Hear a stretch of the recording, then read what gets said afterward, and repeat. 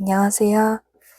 어, 제가 가장 좋아하는 시집 4권에 대한 이야기를 해보려고 이렇게 영상을 켰어요. 일단 저는 시집을 좀 많이 읽고 좋아하는 사람이고요. 일반인 치고는 시집을 많이 가지고 있는 편이라고 생각을 해요. 그만큼 시집에 대한 관심과 구매를 많이 하고 오래 시간이 지나도 계속해서 조금 손이 가고 필사를 해봤거나 앞으로 필사를 할 계획이 있는 시집, 요걸 기준으로 제가 이제 가장 좋아하는 시집, 인생 시집 4가지를 이렇게 딱 들고 왔는데요. 이제 하나하나 좀 이야기를 나눠보자면, 시는 사실 저는 거의 혼자 읽고 감상에 젖는다던가, 일기에 쓴다던가, 아니면 필사를 한다던가 하는 식으로 보통은 제가 이제 혼자 즐겨왔는데요. 좀 나눠봐도 괜찮지 않을까? 이제 사람들하고 이야기를 하면서 즐겨봐도 괜찮을 것 같다는 생각이 들었어요. 독서 모임 같은 것처럼 책도 이제 혼자 읽는 그런 맛도 있지만 여러 사람하고 같이 읽는다던가 읽은 내용을 공유하면서 독서 모임 같은 걸 해도 훨씬 또 다른 재미를 느낄 수가 있잖아요. 그래서 시도 그렇게 해보면 좀 어떨까? 재밌을 것 같은데? 라는 생각이 들었어요. 왜냐하면 시는 일반 책보다도 훨씬 추상적이고 난해하고 또 각자의 해석이 정말 주관적으로 나뉠 수 있는 요소들이 많잖아요. 그래서 얘기거리도 더 많을 것 같아요. 그래서 아무튼 그렇게 요 시집 4가지를 들고 왔고요. 일단 제일 먼저 소개드리고 싶은 거는 김경미 시인의 당신의 세계는 아직도 바다와 빗소리와 작약을 취급하는지 라는 요 시집이고요.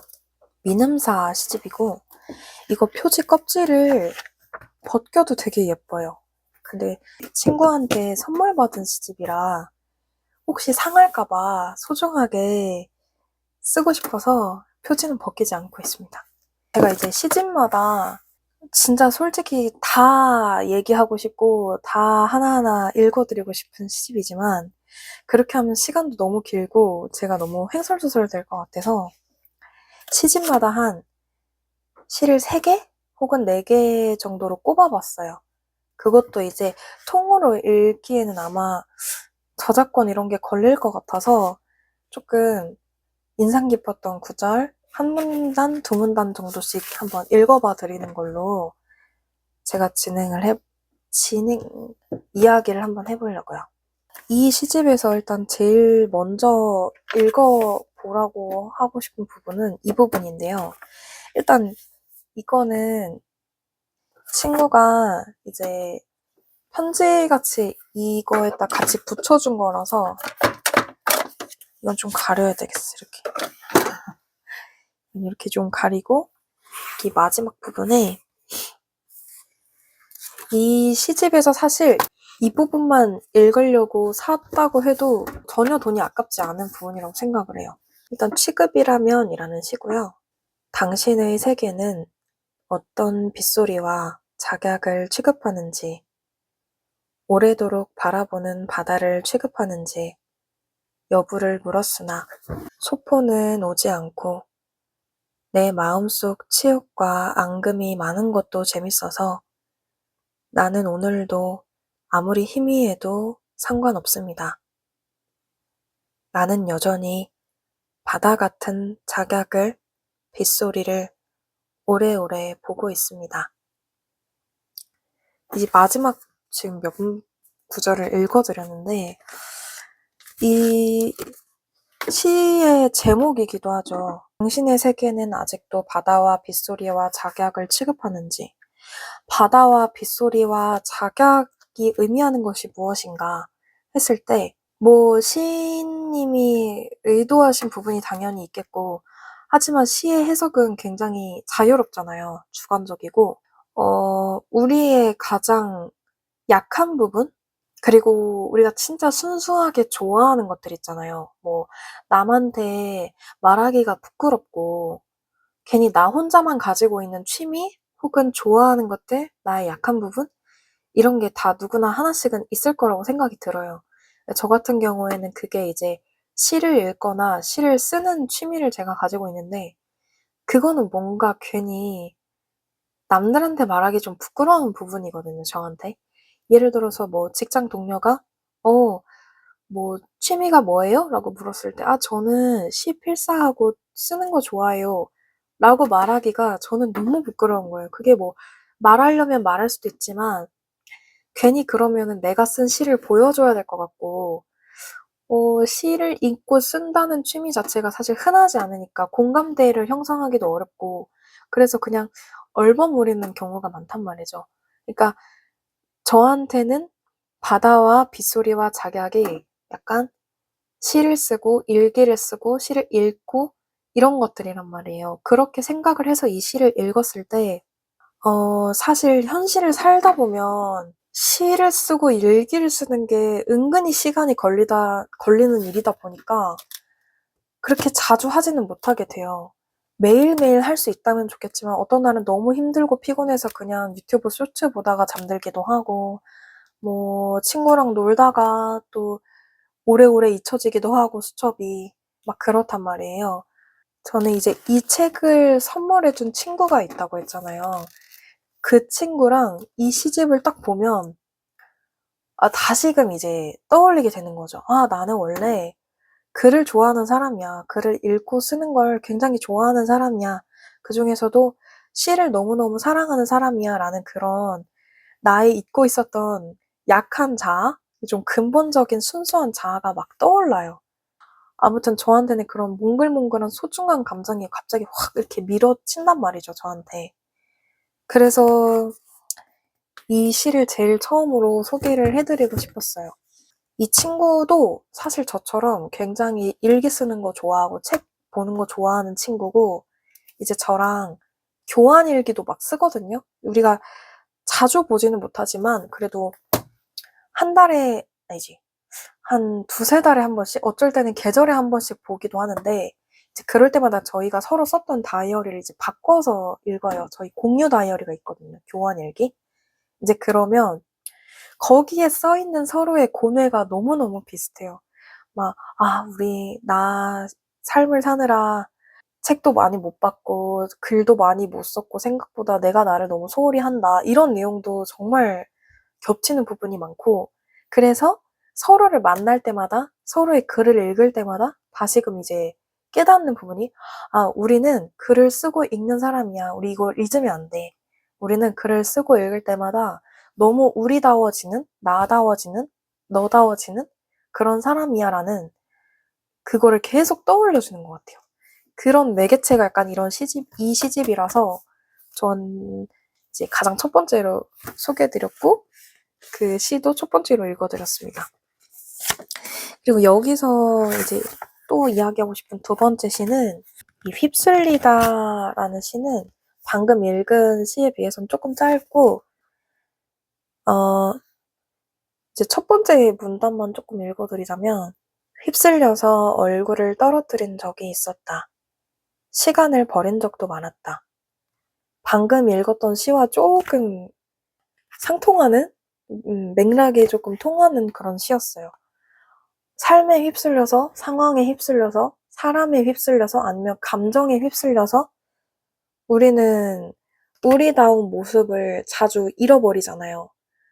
아니면 일부러 내치기도 하고, 우리는 그 얼굴을 잃어버린 시간 동안 그 삶을 살아가는 시간이, 우리 얼굴 없이 보내는 삶을 살아가는 시간이 진짜로 내가 겪는 시간인가? 이런 생각도 들고, 얼굴을 떨어뜨리고 갔다가도 다시 돌아와서 얼굴을 줍고, 뭐, 이런 각자만의 고뇌들이 있잖아요. 그래서 방금 시도 그렇고, 지금 시도 그렇고, 세 번째 소개해드릴 시도 약간 조금 비슷한데요. 이제 오늘의 주문 목록이라는 시고, 이거는 좀 마지막 분을 읽어드리고 싶어요. 새 프린터가 도착하면 누군가는 기념으로 손금이나 지폐 같은 얼굴을 베낀다지만 새 일기장이 도착하면 누군가는 위인전을 베낀다지만 나는 몰래 바다에 다시 손을 댔다. 뭔가 이것도 방금 제가 말씀드렸던 그런 이야기와 조금 통하지 않나요? 새 프린터. 예를 들어서 약간 저의 이야기로 치면 저는 이제 시를 좋아하고 글을 쓰는 걸 좋아하는 만큼 그 노트를 사는 취미가 또 있어요. 노트, 펜 이런 거 문구류를 사는 걸 좋아하는데 노트를 막 사가지고 거기다가 누군가는 가계부를 쓸 수도 있고 뭐 일정 관리를 할 수도 있고 뭐 여러 가지 할 수 있겠죠. 보통 노트를 쓰는 용도는. 근데 저는 이제 거기다가 꼭 첫 번째, 두 번째 막 이런 장에 시를 써놔요. 뭐 내가 쓴 시를 써놓기도 하고 내가 좋아하는 시를 써놓기도 하고 그런 거죠. 약간 앞에 한 두세 장씩 제가 쓴 시들을 적어놓은 시들이 막 그 노트들이 엄청 많아요. 그리고 뒤에는 쓰지도 않았어. 약간 그런 내가 내가 노트 사는 거 자체를 좋아해서 노트를 사긴 했지만 내가 여기에다가 한번 다시금 내가 좋아하는 시를 아니면 내가 좋아하는 일기를 다시 한번 써보자 해놓고 앞에 몇 장 적어놓고 뒤에는 아무것도 없어. 그러면 이제 그 노트는 그 역할만 해야 되니까 그냥 그 상태로 방치가 되는 거예요. 그런 저의 모습이 뭔가 떠올랐던 그런 시였어요. 근데 그게 참 그런 노트 무덤을 보면 안쓰럽기도 하고 애틋하기도 하고 약간 슬프기도 하고 그런 복합적인 감정이 든단 말이에요. 그래서 약간 이 시집은 전체적으로 그러니까 감정을 다룬다기보다 내가 이런 감정을 느꼈어 하고 옆에다 이렇게 탁 놓고 내가 이 감정이라는 애를 옆에 이렇게 의자에 앉아서 계속 지켜보고 있는 느낌? 내 감정이 지금 어떻고, 내 얼굴이 어떻고, 내 마음이 어떻구나, 라고 그냥 흘러가고 있는 그 상황을 옆에 앉아서 계속 보고 있는 느낌이에요. 두고 보고 있는 느낌. 그 감정을 어떻게 하려는 건 아니고, 아무튼 그런 느낌이에요. 그래서 이 시집을 제일 먼저 소개해드렸고요. 이제 두 번째로 유선일 시인의 사랑과 멸종을 바꿔 읽어보십시오 라는 시집이고요. 문학과 지성사 시집이에요. 시집이 일단 굉장히 예뻐요. 굉장히 예뻐서 일단 딱 그냥 서점 이렇게 가판대에 놓여 있으면 가장 먼저 눈길이 가는 그런 시집이에요. 이 시 제목도 사랑과 멸종을 바꿔 읽어보십시오 라는 제목을 보면 알겠지만 보편적이지도 않고 한 번에 딱 읽었을 때 바로 이해가 되는 그런 느낌의 글들은 아니에요. 바로 딱 와닿고 바로 이해되고 그게 아니라 굉장히 낯설어요. 지금 이 제목처럼. 하는 지점이 생겨요. 근데 그거를 하고 다시 가서 읽어보면 하고 이제 와닿는 거죠. 이제 그런 느낌의 시들이 많고 사랑과 관련된 시들이 많고요. 그래서 지금 이 제목과 똑같은 제목의 시가 있는데 그거를 먼저 조금 보여드리자면 이제 47페이지로 있고요. 사랑과 멸종을 바꿔 읽어보십시오. 만약에 이 시집을 받게 된다면 아니면 사게 된다면 저는 이 시를 먼저 읽어보는 걸 좀 추천을 드려요. 약간 이 시집의 아이덴티티? 정체성? 그리고 이걸 읽으면 이 시집은 이런 시집이구나 라고 느낌이 딱 와거든요.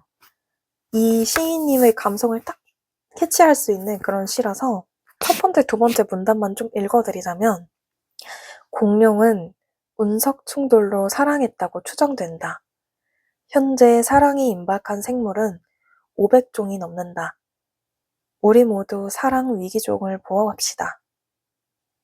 어젯밤 우리가 멸종의 말을 속삭이는 장면.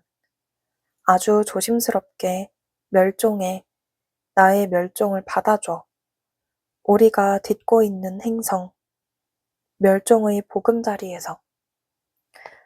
근데 제목이 사랑과 멸종을 바꿔 읽어보십시오라고 하잖아요. 지금 여기 보면 사랑과 멸종이라는 단어에 굵은 표시가 되어 있는데 이거를 처음에 딱 읽었을 때도 사실 그냥 부드럽게 읽히거든요. 그냥 부드럽게 잘 읽히다, 좋은 시다 이렇게 딱 생각이 드는데 이 제목을 딱 인지를 하고 바꿔 읽으면 또 다른 그 감상이 확 밀려와요. 그것 역시 또 부드럽게 읽히면서 좀 충격. 아, 이래서 제목이 이거구나 하면서 와, 어떻게 이런 생각을 하지? 그래서 요거 제일 먼저 읽어드렸고 닐바나라는 시고요. 이제 이거는 한 4페이지 정도의 시인데 조금 두 부분을 읽어드리자면 어두운 방으로 돌아온 너는 헤드폰을 끼고 인간이 들을 수 없는 주파수로 연주를 시작했지. 어둠을 연주하고 혼자를 연주했지. 네가 될 수 있는 것은 차라리 한 덩어리의 돌이었어.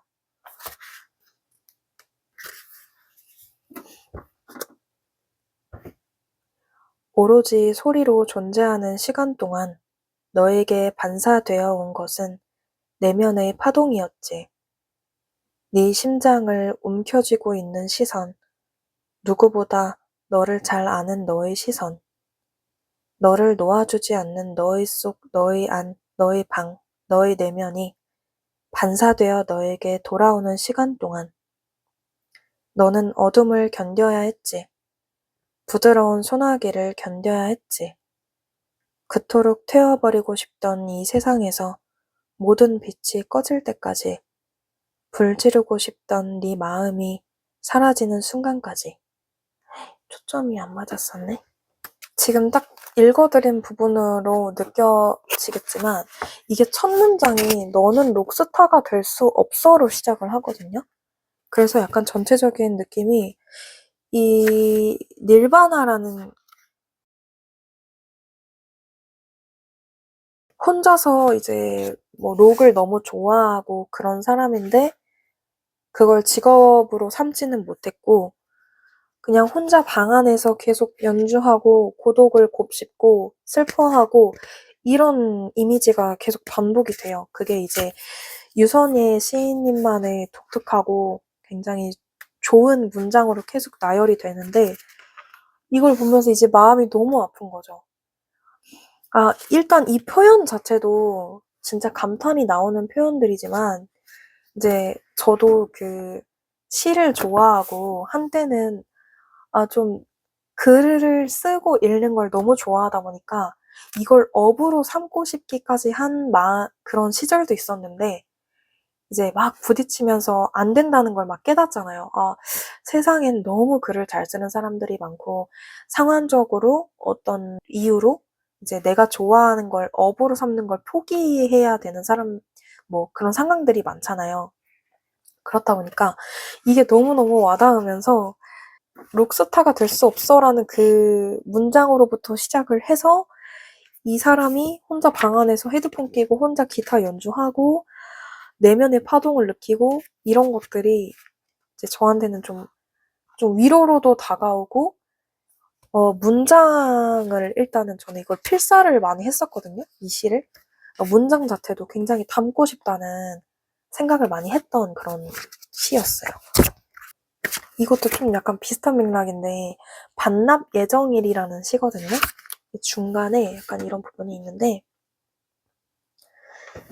시집을 읽다 잠들면 시 속의 목소리들이 꿈에서 들렸다. 소리들은 윙윙대며 내가 꾸는 꿈을 입 밖으로 꺼내면 죄다 끝장나 버릴 거라며 겁을 줬다. 그러나 나는 기어이 써버리는 사람. 논리도 없이 비약만 있는 미래를 꿈꾸고 망해버린 꿈들을 죄다 옮겨 적는 사람. 이걸 토하지 않으면 어떻게 살아가죠? 라고 대놓고 저의 마음을 확 건드려버리는 시였어서 이거는 이제 3번째로 읽어드렸던 시고요. 그리고 이거는 이제 마지막으로 이 시집에서 소개해드리고 싶은 시인데 그게 우리의 임무지라는 시고요. 사랑이라는 그 단어가 너무 잘 녹아들어 있는 시라서 한번 이것도 꼭 소개해드리고 싶었어요. 유선예 시인의 사랑이라는 말이 잘 담아있는 시고요. 사랑의 모양이 있다면 서로를 흐린 눈으로 바라보는 접힌 눈매의 모양일 거야. 착각 없이는 무엇도 사랑할 수 없으니까. 그렇기에 맘껏 착각하는 것. 그게 우리의 임무지. 이거 진짜 꼭 추천드리고, 저는 이거를 이제 몇 개는 필사를 해봤는데, 앞으로 조금 이걸 통으로 이 시집을 필사해보고 싶다는 생각이 있습니다. 이거는 사실 표지도 너무 예쁘고 해서 누구 선물하기도 좋을 것 같아요. 세 번째로 소개해드릴 시집은 유수연 시인의 사랑하고 선량하게 잦아드네 라는 시집이고요. 문학동네의 출판사입니다. 일단 시인의 말부터 조금 너무 좋아서 이거는 읽어드리고 싶은데요. 시는 어렵고 이해할 수 없다는 너에게 꽃을 이해하려고 하니 되물었지. 그런데도 나는 시집을 펼쳐놓고 오래 설명해 주었어. 네 얼굴의 홍조를 사랑으로 이해하고 싶었으니까. 마침내 피고 지는 게 행복이란 걸 알지만 무엇이 우리에게서 피고 졌는지는 굳이 설명하지 않을게. 그때 떨군 것들을 함께 주우러 갈 수는 없으니까. 아직도 나는 사랑을 모르고 착하지도 않아. 사실 시집의 매력 중 하나는 이 시인의 말이에요. 제가 이 두 시집은 시인의 말을 읽어드리진 않았는데, 만약에 시집을 시집을 얻게 된다면 일단은 이 시인의 말을 먼저 읽어보는 걸 좀 추천드립니다. 이거 자체가 시인 경우가 진짜 많아요. 그래서 아예 출판사에서 이 시인의 말들만 모아놓은 그런 책들도 있을 정도거든요. 그래서 그런 건 나중에 이제 기회가 될 때 한번 소개를 해드리도록 하고, 사랑을 정말 직관적으로 잘 표현한 이 시를 하나 읽어드릴 건데요. 우리는 우리의 사랑을 남에게 빌지 않기로 했지라는 시고요.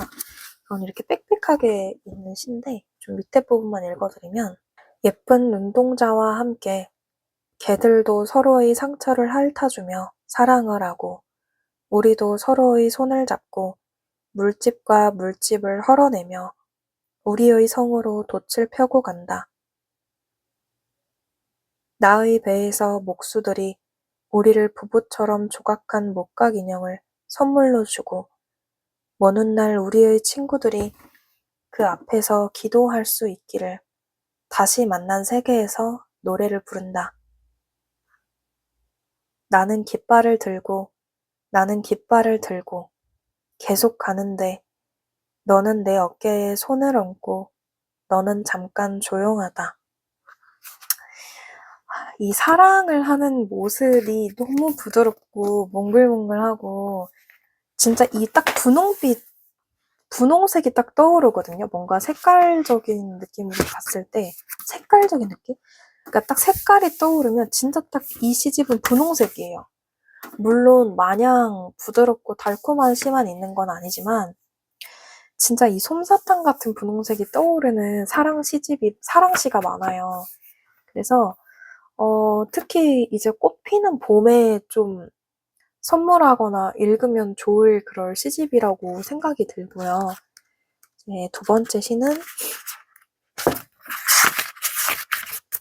행복의 태도라는 시고, 언젠가 나를 사랑하냐고 물은 게 나 때문에 힘드냐고 묻는 것 같았다.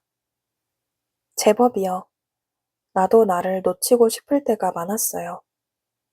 실수인 용기는 있어도 용기가 모두 실수는 아니니까 용기 내서 말했던 건 행복이라 할 만했다. 이건 나도 나를 놓치고 싶을 때가 많았어요. 이 제목이 일단 행복의 태도라는 게 이 시의 완성인 것 같은 느낌이 들고요.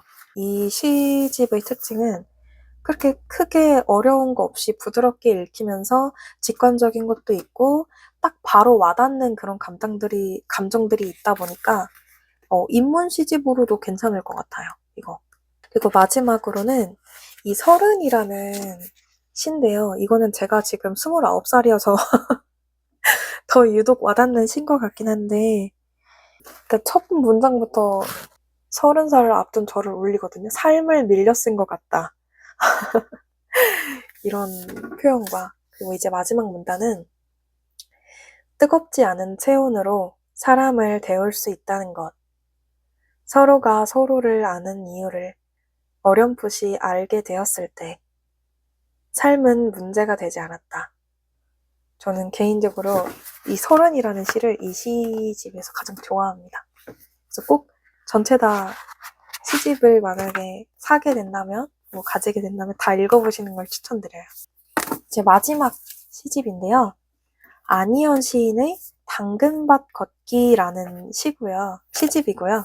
이것도 이제 문학동네 출판사에서 나온 시집입니다. 문학동네 시집이 약간 이렇게 여기 딱 글씨만 있고 색깔로 이렇게 딱 정체성을 딱 표현을 하거든요.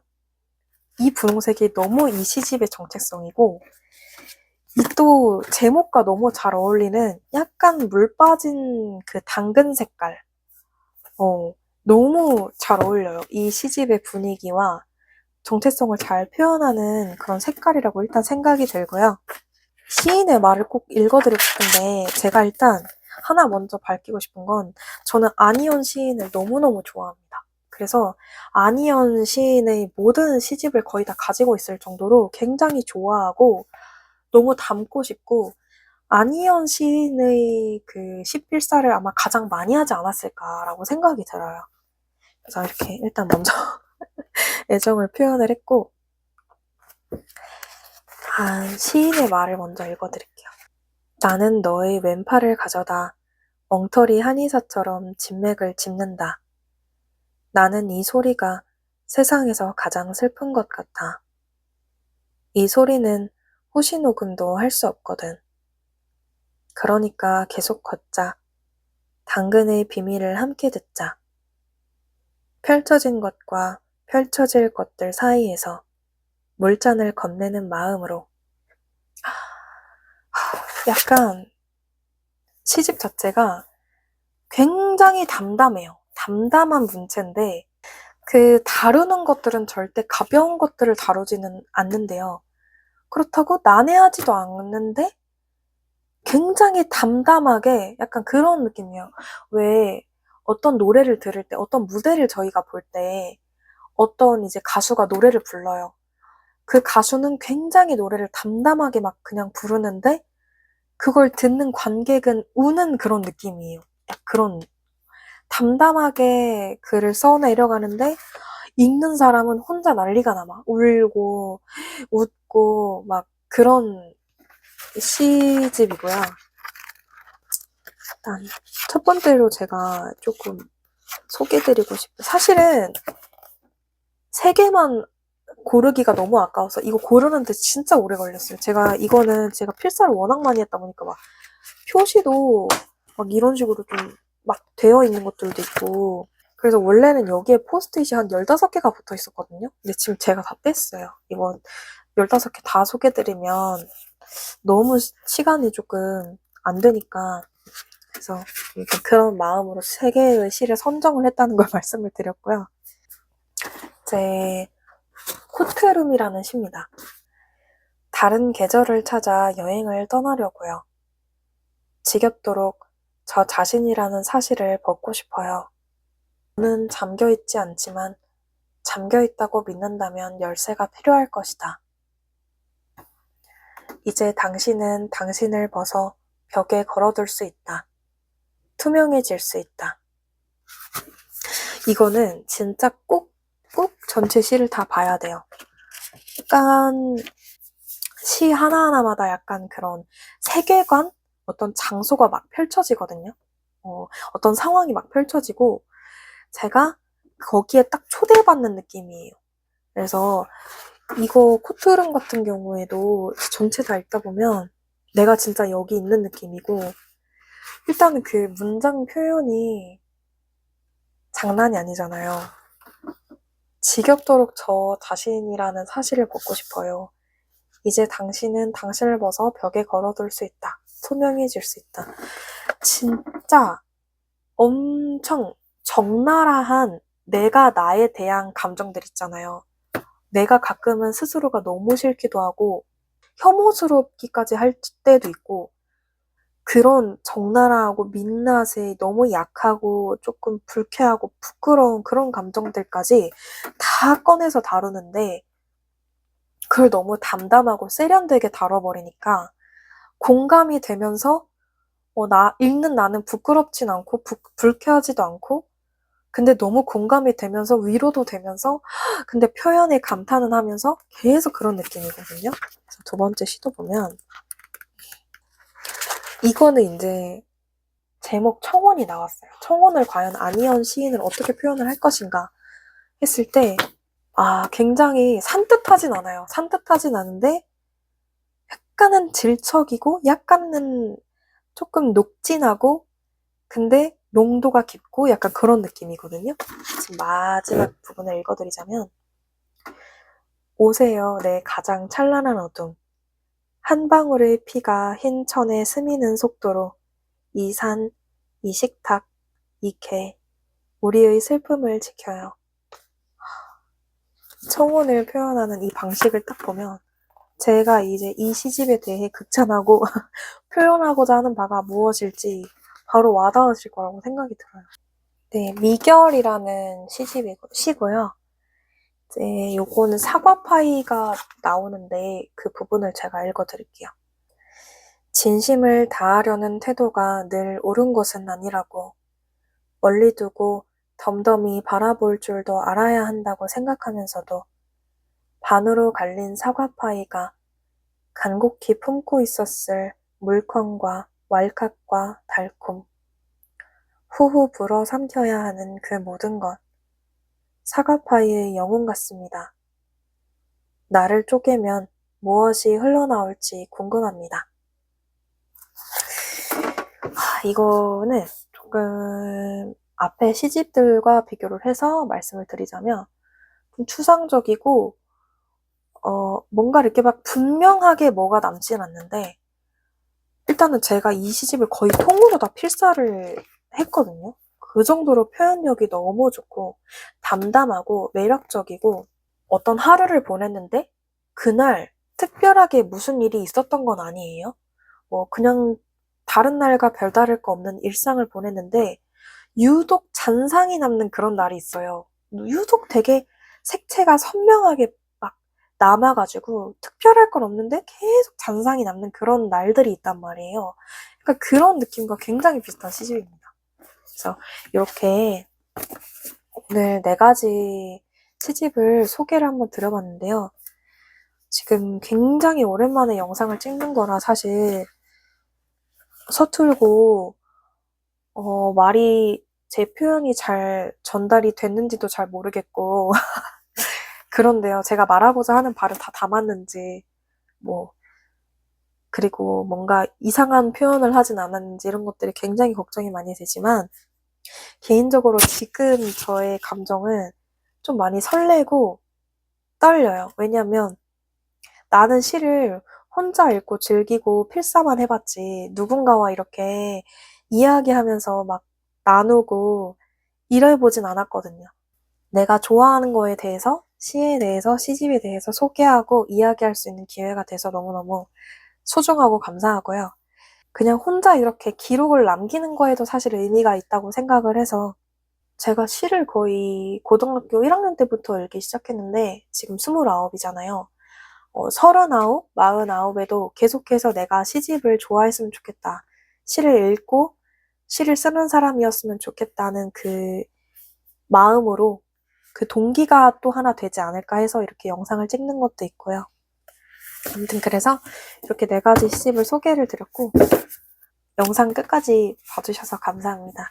제가 마지막에 이 중에서 그래도 하나 꼽으면 이렇게 마지막 질문을 하나 하려고 했거든요. 도저히 못 고르겠어요. 도저히 못 고르겠어요. 이 네 가지를 다 저는 버릴 수가 없어요. 그래서 마지막 질문은 빼게 됐습니다. 기회가 되면은 뭐 필사를 같이 하거나 좀 시를 읽거나 시를 더 소개하거나 시에 대한 이야기 뭐 필사 노트 이런 거 소개하는 것도 있으면 재밌을 것 같아요. 아무튼 좋은 하루 보내시고 좋은 밤 되시고 끝까지 영상 시청해주셔서 감사합니다. 안녕히 가세요.